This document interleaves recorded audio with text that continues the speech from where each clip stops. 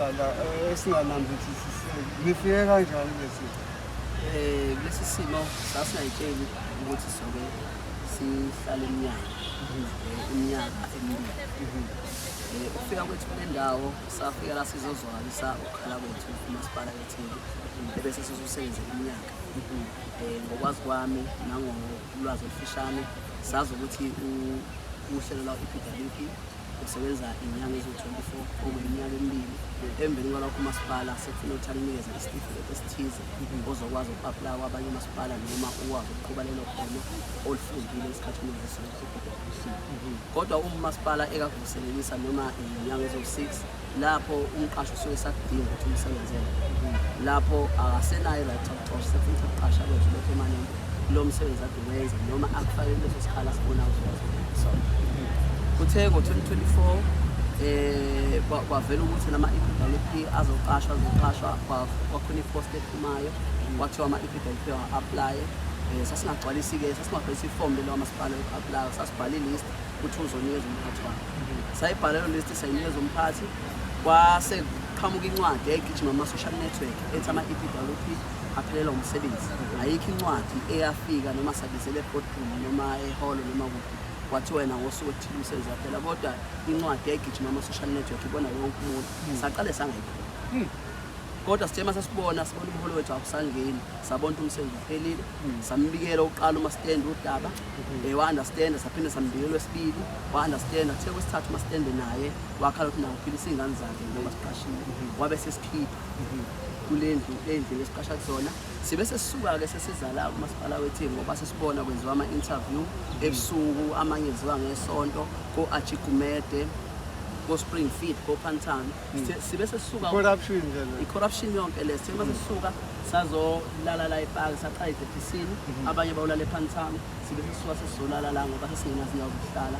Abantwana bethu sibe sesibacelela okhisimusi bonke leminyaka emibili sibadlela kule ndawo. Lezi imvula ey'nkulu ekade zikhona besikule ndawo. Naleli zulu bedume ey'nsukwini besila kule ndawo. Abaphathi bethu bangena bayaphuma phambi kwethu.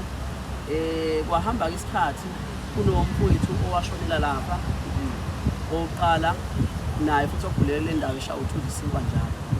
Kwase kuba udadewethu obelala la njengobona le ndawo ishile unosisade lala la egama lakhe uThuni Ophakelana Ucawa. Okuhamba isikhathi wase ephatha isifo se-TB wase athenda isibhedlela elaliswa ephuma. Kwasho ukuthi uma efika la i-treatment akayidli ngendlela. Njengoba ade engayidli ngendlela amaphilisi e-TB afuna uthule kuqala. Bebuya ngawadli episode 3 days. Wayesegula-ke ikhona iy'thombe esiwe esibhedlela, ikhona iy'thombe zomngcwabo. Wayesegula wafika mhla 27 wathatha i-ambulance la mhla 28 washona. Kuningi osekwenzekile emhlabeni. Kuningi osekwenzeke phambi kwethu sikhulu. Mfethu asichazele nje ngesimo siyabona izindlu oqhanyaza la mfethu ungaka kanjani lana yakwethu. Kuyashisa phela lento mangabe kushisa isimo sini. Siyazama nje ukuyishutheka singene la ngaphansi umboza ngeplastic wenzela amazolo wenzela imvula. Bese isikhathi-ke wenzela abafowethu abahlala ebhaqeni nabo kuthiwa ngaphara. Mina sishutheke simboze silale sivuke ekuseni futhi siphangaze indaba yokudla singasethatha. Yekho sebenzayo ayikho income akhona. Ayikho income engenayo. Bese isikhathi kuyenzeka kube umuntu ohleli kanje omunye uyadla asinikeze ukudla isikhathi kube umuntu sijwayelene naye afika athi bafowethu ngifika ngipheka nako ukudla esikhathini afika sikukudla sifike sidle. Omunye angene spa athenga izinkwa zakhona lapho spa namagwinya nalabo bakhona afika sinikeze sifike sidle. Sekuyiyona mpilo nje niyiphilayo. Sekuyiyona mpilo esiyiphilayo. Okubuhlungu kakhulu umasipala njengoba ethule udaba lethu elisibile. Sithe sisastrikile bafika lamaphoyisa lepaki yaNkankwa kangokuthi abantu besifazane baza baphumula babancane. Yafika lepaki fika yaNkankwa amaphoyisa asibopha. Athe mase sibophile safica la salwini saphinda sabuya sezala. Manje khona abantu abasabesaba bafikayo la bethi asisukile. Zikhona futhi izithombe zabo. Baphinde bafika no-enforcement uzosusa la ngoba kuthume amele avule le ndawo le. Kodwa akazi uyivula thina sila epaki. Kunalokho kuthiwa sisukeni. Ngani mangibabuza la bantu masuka la siyaphi. Ngoba siyasolula amalungelo ethu. Bantu abantu ababili laba abawu3 bathe naye ukulola amalungelo enu phela angaphazamisa ilungelo lomunye. Yema mfowethu nje ngaphansi kwalesi simo nizizwa mhlampe enididekile umasipala?